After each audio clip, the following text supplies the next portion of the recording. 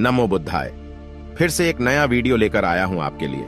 इस कहानी में मैं आपको बताऊंगा कि अपने मन को कैसे काबू में रखना। इस वीडियो को आप जरूर देखें क्योंकि हमारे मन हमेशा क्रोध और गुस्सा से बड़ा हुआ है और इस क्रोधी मन हमेशा इंसान को बर्बाद कर देते हैं। एक बार बौद्ध मठ में एक जैन मास्टर रहते थे। एक बार एक आदमी उनके पास आया और कहा कि गुरुजी, मैं मन से परेशान हूं। मेरे मन में हर समय कई विचार आते रहते हैं। कृपया मुझे इन विचारों को कम करने के लिए कुछ मंत्र दें। जैन मास्टर ने उसकी ओर देखा और कहा, मेरे दोस्त, तुम हर दिन ध्यान करना शुरू कर दो। धीरे धीरे ध्यान करने से आपका मन शांत होने लगेगा। लेकिन उस आदमी ने कहा कि श्रीमान, कृपया मुझे ध्यान करने के लिए मत कहिए। मैं ध्यान नहीं कर सकता क्योंकि जब मैं ध्यान करने की कोशिश करता हूं तो मेरे दिमाग में और भी विचार आने लगते हैं और ज्यादातर विचार नकारात्मक होते हैं जो मेरे दिमाग को और बेचैन कर देते हैं। जैन मास्टर ने कहा कि चिंता मत करो बेटा, यह ध्यान के प्रारंभिक चरण में होता है, लेकिन धीरे धीरे ध्यान का अभ्यास करने से आपका मन शांत होने लगेगा। लेकिन उस आदमी ने कहा कि गुरुजी, ध्यान मेरे बस की बात नहीं है। आप कृपया मुझे मेरे मन को शांत करने के लिए कोई मंत्र दें। जैन मास्टर ने देखा कि यह आदमी इस तरह से समझने वाला नहीं है तो उसने कहा, ठीक है, अगर आप जिद करते हैं तो मैं आपको एक मंत्र देता हूं जो आपके दिमाग को शांत कर सकता है। फिर मास्टर ने उसके कान में एक मंत्र फुसफुसाया और कहा कि आपको इस मंत्र को बैठकर जाप करना होगा, अकेले, हर दिन। वह आदमी बहुत खुश हुआ और बोला, धन्यवाद गुरुजी, मैं इस मंत्र का प्रतिदिन जाप अवश्य करूंगा।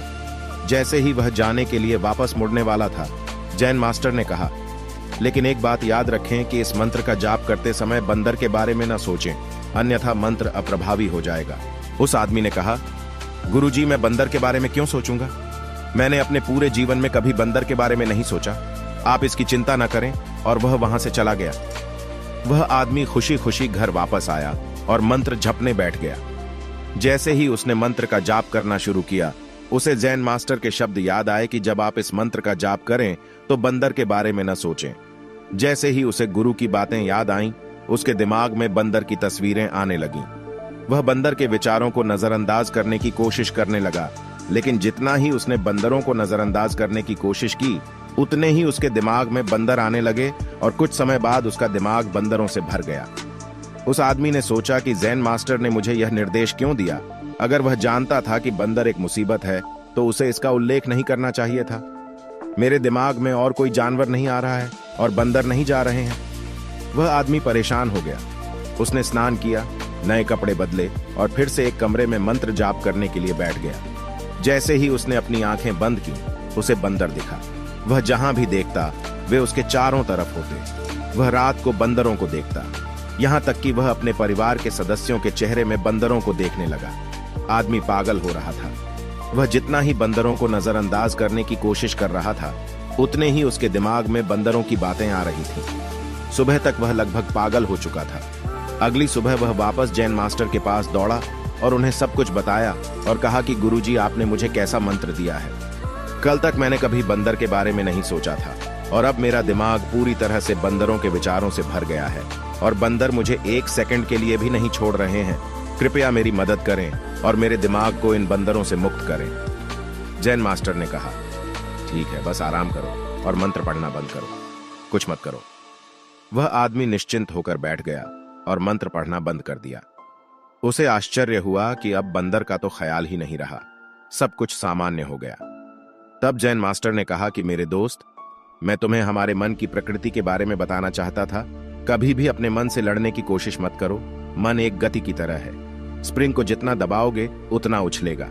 इसी तरह आप अपने मन को जितना दबाने की कोशिश करेंगे वह उतना ही मजबूत होता जाएगा। शांत रहें, मन के विचारों को देखना शुरू करें और आप पाएंगे कि आपका मन धीरे धीरे अपने आप शांत हो जाएगा। और मन को देखने के लिए आपको ध्यान करने की आवश्यकता है। अगर हम अपने जीवन में देखें तो पाएंगे कि हमारा मन एक बंदर की तरह है जो हर समय बेमतलब इधर उधर उछलता कूदता रहता है। यदि आप इस बंदर मन को बलपूर्वक रोकना चाहते हैं तो आप ऐसा नहीं कर पाएंगे। जैसे जितना अधिक आप उसके स्प्रिंग को दबाने की कोशिश करेंगे उतना ही वह उछलेगा। इसी प्रकार आप जितना अपने मन के विचारों को रोकने की कोशिश करेंगे वे विचार उतने ही अधिक बढ़ते जाएंगे।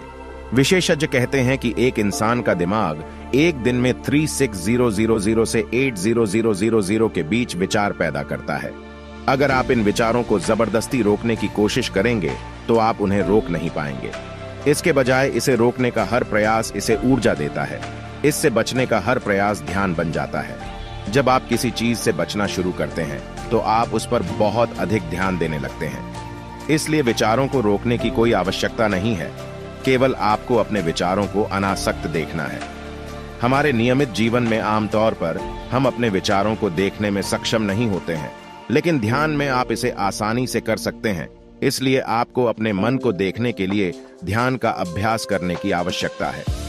कुछ लोगों का अनुभव होता है कि जब वे ध्यान करना शुरू करते हैं तो उनके दिमाग में अधिक विचार आने लगते हैं, लेकिन इसके पीछे का कारण यह है कि जब हम ध्यान करना शुरू करते हैं तो हमारे दिमाग में छिपे पुराने विचार ऐसे ही निकलने लगते हैं, जैसे अगर आप अपने घर की सफाई करते हैं तो सारा कचरा बाहर निकल आता है। इसी तरह जब आप ध्यान करना शुरू करते हैं तो दिमाग का सारा कचरा बाहर निकलने लगता है और आपको अधिक विचार आने लगेंगे।